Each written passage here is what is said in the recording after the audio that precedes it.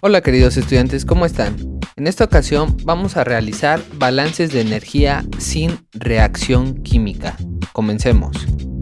A diferencia del comportamiento de un líquido puro al calentar una mezcla constituida por dos o más compuestos a presión constante, considerando la presión total del sistema hasta su temperatura de ebullición, esta mezcla no hierve ni a la temperatura de ebullición del compuesto más volátil y menos a la temperatura de ebullición del compuesto más pesado.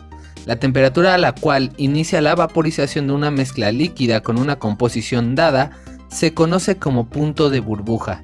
De manera recíproca, la temperatura a la cual comienza la condensación de una mezcla de vapor al enfriarla se denomina como punto de rocío. Para un líquido puro, el punto de burbuja y el punto de rocío son idénticos e iguales al punto de ebullición. Un componente puro se evapora o se condensa a una temperatura dependiendo siempre de la presión de trabajo si esta es constante. Los puntos de burbuja y de rocío para una mezcla multicomponente con comportamiento ideal las podemos calcular por medio de la ley de Raoult.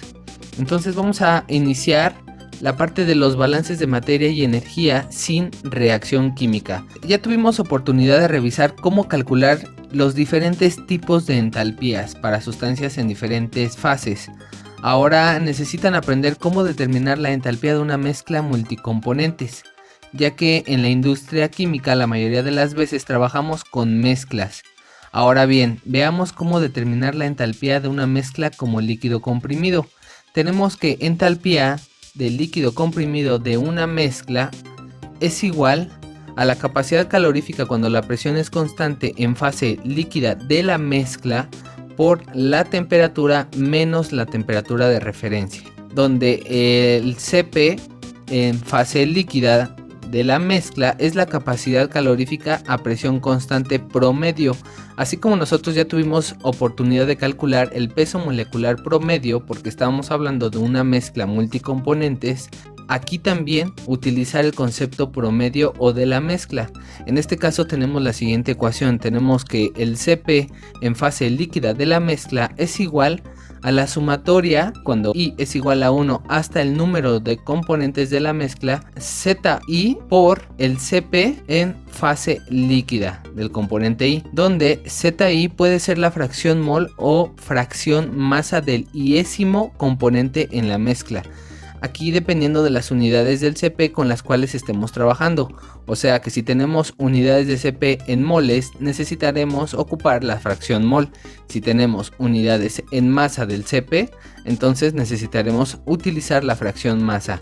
De estas dos situaciones ustedes ya las conocen, ya las revisamos en clases de balances de materia, por lo que si tienen dudas pueden recurrir a la lista de reproducción de las clases de balances de materia del canal y podrán nuevamente reproducir estos conceptos que les estoy platicando. Ahora, el cálculo de la entalpía como líquido saturado promedio se realiza como sigue. Tenemos que la entalpía promedio es igual al Cp en fase líquida promedio o de la mezcla por la temperatura de saturación menos la temperatura de referencia. Para el vapor saturado promedio tenemos que la entalpía del vapor saturado promedio o de la mezcla es igual al Cp en fase líquida de la mezcla por la temperatura de saturación menos la temperatura de referencia más el calor latente de vaporización promedio, donde lambda Bm es el calor latente de vaporización de la mezcla o promedio a la temperatura de saturación de la misma y se calcula como sigue. El calor latente promedio es igual a la sumatoria donde I es igual a 1 hasta el número de componentes que tengamos en la mezcla, ZI por el calor latente de vaporización. Entonces aquí tenemos que tener cuidado porque de igual manera ZI corresponde a la fracción mol o fracción masa siempre y cuando tengamos unidades adecuadas y uniformizadas para cada una de estas fracciones para el calor latente de vaporización. Por eso es que aquí podemos utilizar a cualquiera de las dos fracciones. y de igual manera la sumatoria, así como el peso molecular promedio y el Cp promedio. De igual manera el calor latente promedio lo necesitamos hacer de esta manera, ¿vale? Para que lo practiquen. Entonces, para poder calcular la entalpía de un vapor sobrecalentado promedio, aplicamos la siguiente ecuación.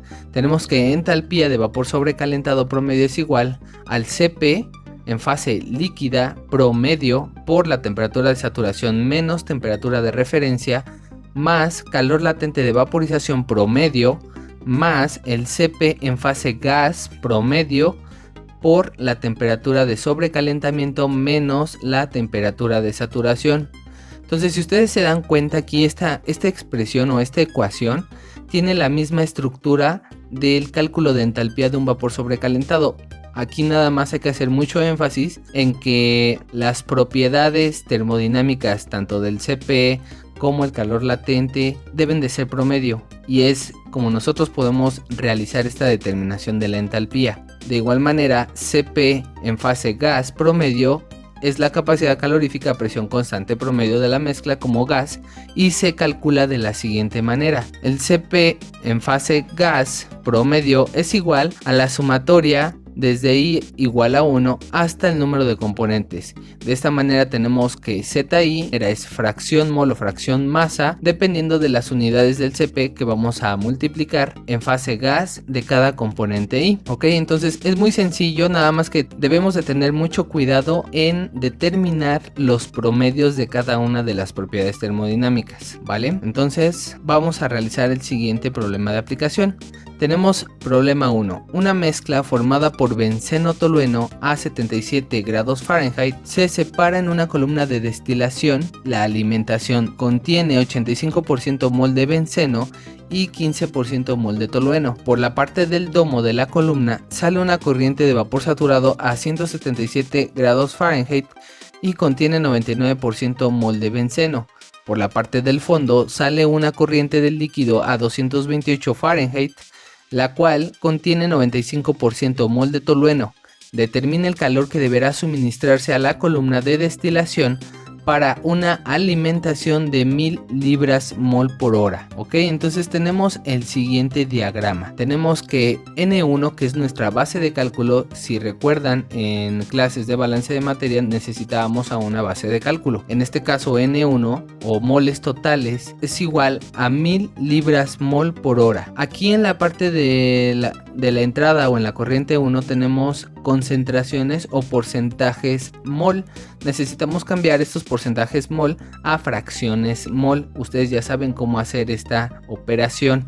Tenemos que el porcentaje mol de benceno corresponde a 85% y porcentaje mol de tolueno de 15%. A la entrada tenemos una temperatura 1 de 77 grados Fahrenheit. En la parte del domo de la columna tenemos a la corriente número 3. Esta corriente número 3 tiene porcentajes mol tanto de benceno como para tolueno del 99% para benceno y 1% para tolueno. Una temperatura 3 de salida de 177 grados Fahrenheit. En la parte del fondo de la columna tenemos una corriente número 4. En esta corriente número 4 tenemos concentraciones o porcentajes mol de benceno del 5% y el 95% en mol para tolueno, y tenemos una temperatura de salida 4 igual a 228 Fahrenheit. La columna de destilación se encuentra a una atmósfera de presión total y estamos agregando calor. En este caso hay energía que está ingresando o el medio de calentamiento por medio de la corriente número 2 y tenemos una corriente de salida de energía en la corriente número 5. Entonces debemos de determinar cuánto calor suministrado estamos agregando a la columna para que pueda llevarse a cabo esta separación. Otra cosa que necesitamos analizar es que en la parte del domo de la columna tenemos una concentración muy alta de benceno y por la parte del fondo de la columna tenemos una concentración muy alta de tolueno. ¿Qué quiere decir? Que aún así los componentes no se separan al 100%, existe concentración de cada uno de los otros componentes que tienen concentración muy baja, por lo tanto debemos de considerar esto cuando realicemos el balance de materia, ¿vale? Vamos a hacer el siguiente desarrollo. Tenemos información adicional que debemos de considerar para los cálculos. Tenemos que los CPs en BTUs, libra-mol, grado Fahrenheit, tanto para benceno y tolueno, corresponden a estas cifras. Luego tenemos calores latentes en BTU por libra-mol y tenemos además temperaturas de ebullición en grados Fahrenheit para cada uno de los componentes. Entonces vamos a revisar qué más tenemos. Tenemos la siguiente información como base de cálculo, que ya lo platicamos: moles totales en la corriente 1 de 1000 libras mol por hora, una temperatura de referencia de 32 grados Fahrenheit. Aquí abusados, estamos utilizando el sistema inglés, por lo tanto 0 grados centígrados corresponden a 32 grados Fahrenheit. Vamos a considerar esta temperatura como de referencia. De igual manera, revisen que la parte de la información adicional tenemos todas las unidades homogéneas en sistema inglés. Vamos a realizar los cálculos en este sistema de medición. Tenemos el balance de energía, que si revisan ustedes se encuentra de la siguiente manera. La corriente de energía 1 más la corriente de energía 2 es igual a la corriente de energía 3 más la energía en la corriente 4 más la energía en la corriente 5, ¿ok? Aquí estamos realizando un balance sin reacción química, por lo tanto todo lo que entra es igual a lo que sale. La diferencia de energía de la corriente 2 y la corriente 5 es el calor suministrado al sistema por el medio de calentamiento. Revisen nuevamente el diagrama y vean esto. Tenemos una corriente de entrada de energía de calentamiento en la corriente 2 y una de salida en la corriente 5.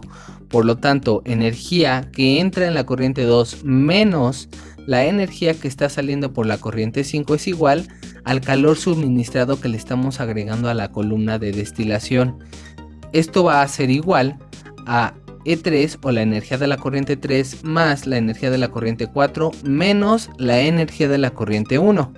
Es como si estuviéramos haciendo un despeje, pero debemos de realizar correctamente la parte del calor suministrado y entender qué es lo que está pasando al momento de nosotros agregar calor y cómo se retira o cómo intercambia ese calor la columna.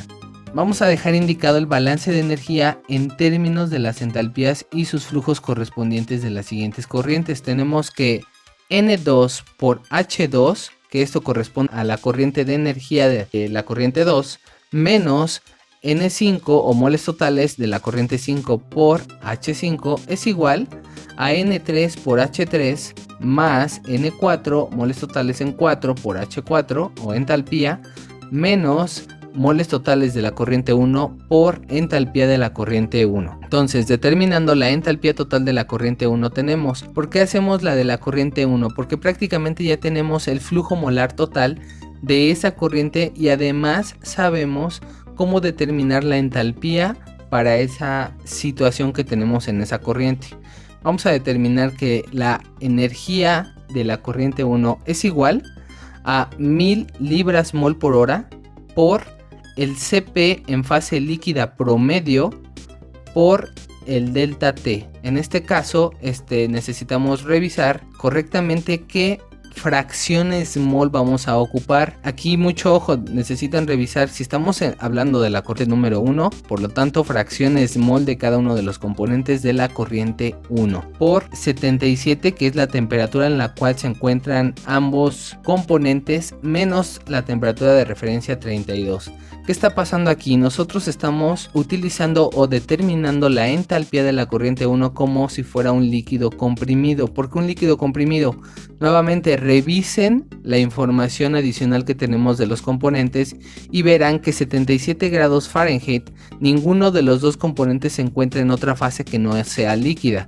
Por lo tanto, la entalpía de la corriente número 1 necesitamos determinarla como si fuera un líquido comprimido. Ustedes ya saben cómo realizar el cálculo de entalpía de un líquido comprimido. Por lo tanto, haciendo la operación tenemos que energía de la corriente número 1 es igual a 1.694.115 BTUs por hora, ¿vale? Entonces vamos a dejar pendiente este dato que después vamos a necesitar para sustituirlo en la ecuación del calor suministrado, ¿ok? Entonces, balance global de materia. Tenemos que N1 es igual a N3 más N4. Vamos a hacer el balance global de materia.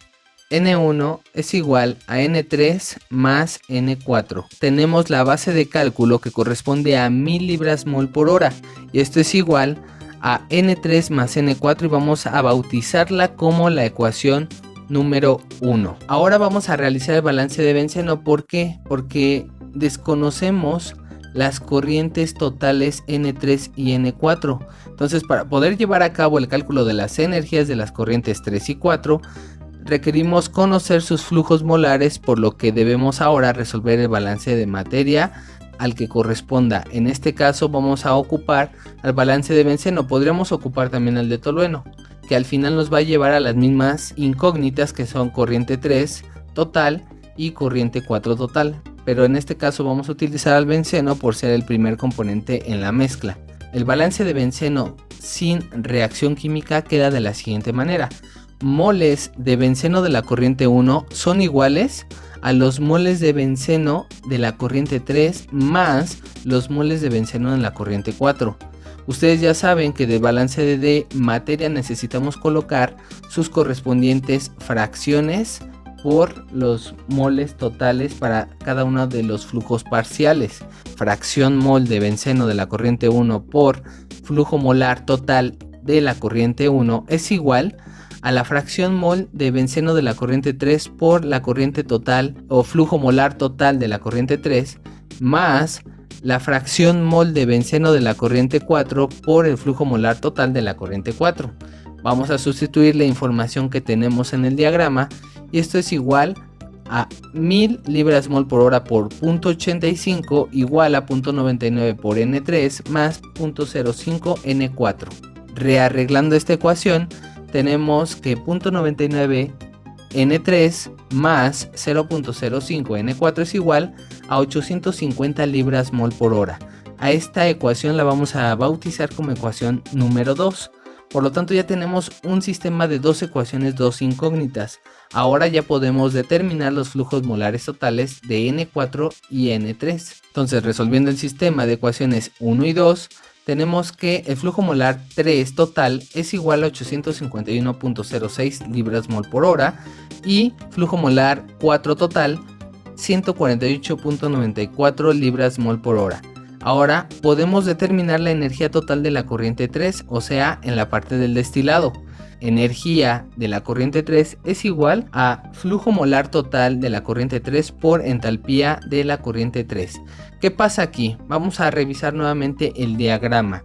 En el diagrama tenemos una situación en la cual existe mayor concentración de benceno y además sobrepasa la temperatura en esa corriente a su temperatura de ebullición que tenemos en la tabla de información adicional. Por lo tanto, vamos a determinar la entalpía como un vapor saturado para el benceno que se encuentra en mayor proporción.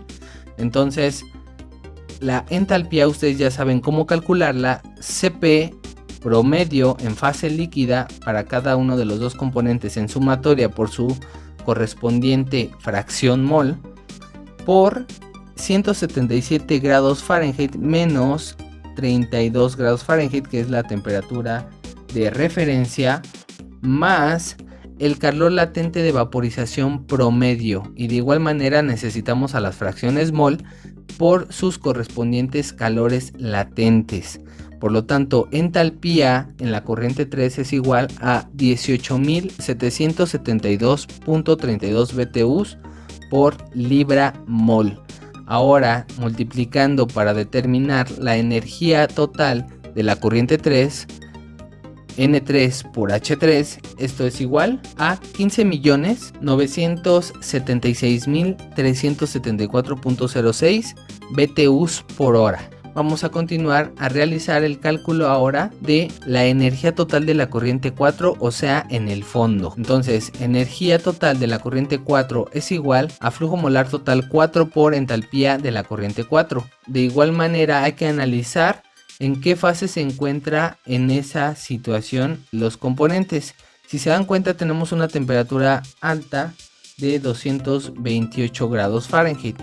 Aquí se encuentra en mayor proporción el componente tolueno. Como la temperatura de ebullición del tolueno es poco más alta de 228, aún se encuentra en fase líquida.